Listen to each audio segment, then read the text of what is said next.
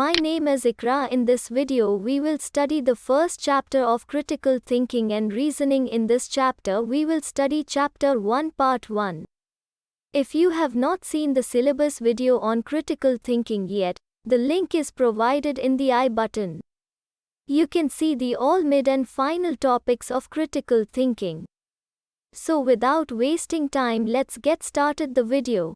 ADP Second Semester Critical Thinking and Reasoning, Introduction to Critical Thinking, First Chapter, Part 1. 1.1 Defining Critical Thinking. Allah has given us many mental abilities. Unfortunately, we do not make full use of these abilities. In this way, our mind remains underdeveloped. As a result, most of us are not what they should be.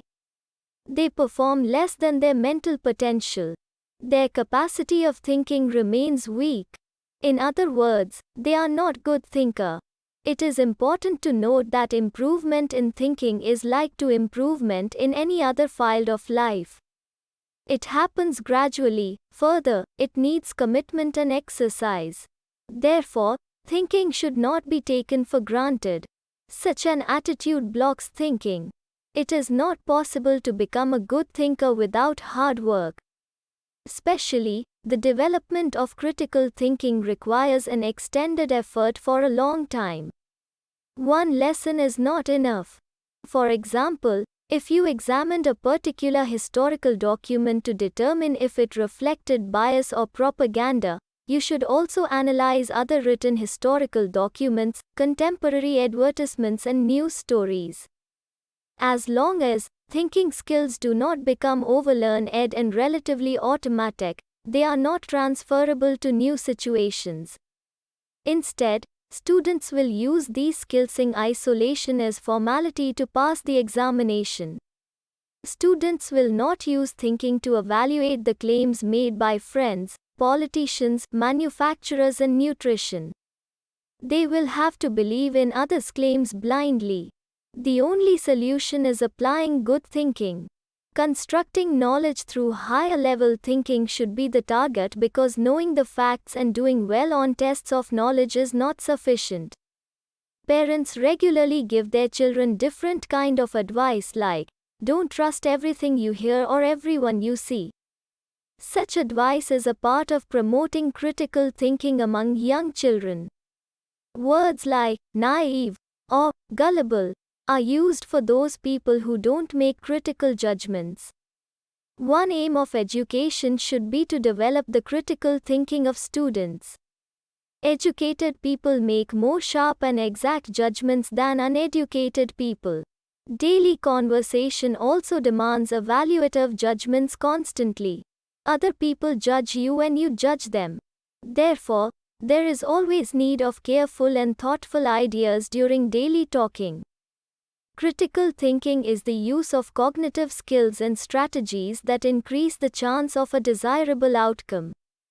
It can also be said that critical thinking refers to evaluating conclusion by examining the problem, the evidence and solution logically and systematically. Critical thinking is the process of making judgments about the truth or merit of an idea. Sometimes, we do this without conscious awareness of the standards being applied for critical thinking. Some other times, we do it more formally, by applying a well-conceived system of logic. We need critical thinking frequently in our daily life. People use at least 3 different approaches to critical thinking. 1. Premises-based approach. In the first logical approach, people attempt to examine the truth of their conclusions. They apply a fairly rigorous approach to critical thinking in courts of law, political debating, editorial writing, academic contexts and problem solving. They understand underlying premises to determine if the conclusion is correctly stated. 2. Dialectical approach. The second approach to critical thinking is somewhat different. It is named as dialectical approach. This approach attempts to discover what issues exist, what alternatives exist and what evaluative criteria exist that may be applied to address the issues. Value is placed on withholding any judgment until all the views and alternatives have been examined. A popular term applied to this approach is suspension of judgment. This approach is mostly used to solve business-related problems. At lower level, this method of critical thinking is used when people decide about how to spend their evening. Shall they go to a movie? Which movie? What else is there to do? When should they meet to leave? Shall they eat first? Should they eat after the show? What shall they like to eat etc. 3. Rhetorical approach. A third approach to critical thinking is almost persuasive.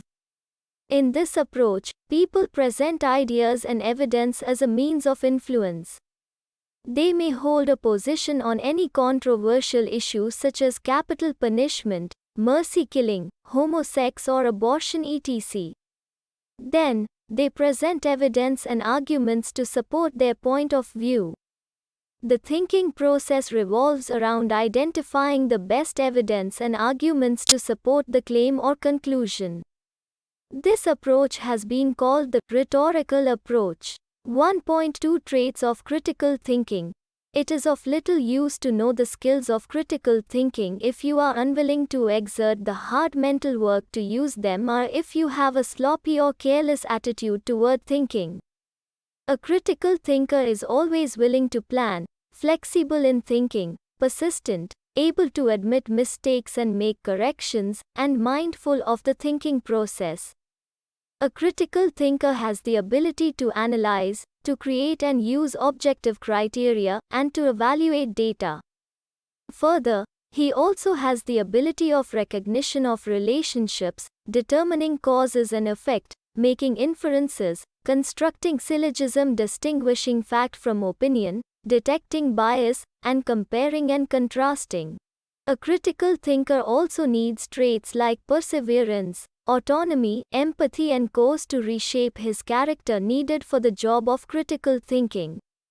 He also needs to focus on clarity, precision, accuracy, relevance, depth, significance and logicalness to internalize intellectual standards necessary for critical thinking.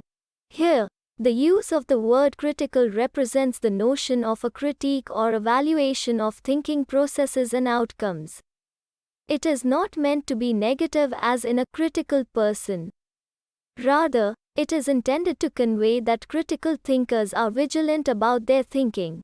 A way to develop students' critical thinking is to encourage analysis, problem solving, and reasoning through the regular lessons of the curriculum. Teachers can do this by creating a culture of thinking in their classrooms. Such culture may comprise respect for reasoning and creativity with an expectation of students' interest in this field. The other thing is the language of thinking. Such language comprises words that describe different aspects of critical thinking. Such words may include search, asking why, finding hidden factors, analyze, identify, figure out, envision, effects, contributing causes, invent, guess, conjecture, hypothesis and theorize etc.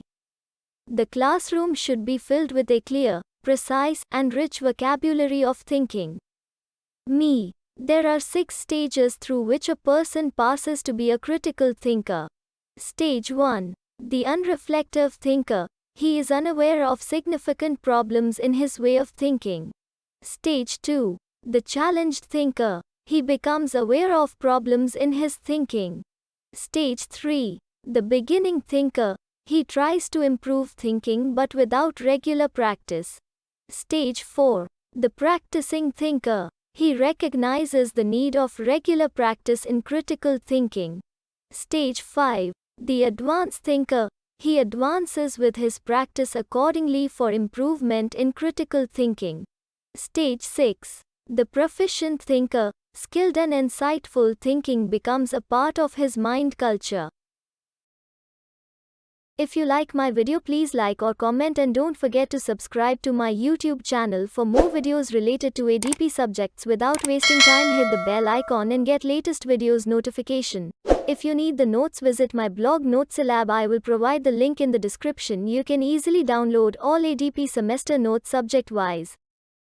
Thank you for watching.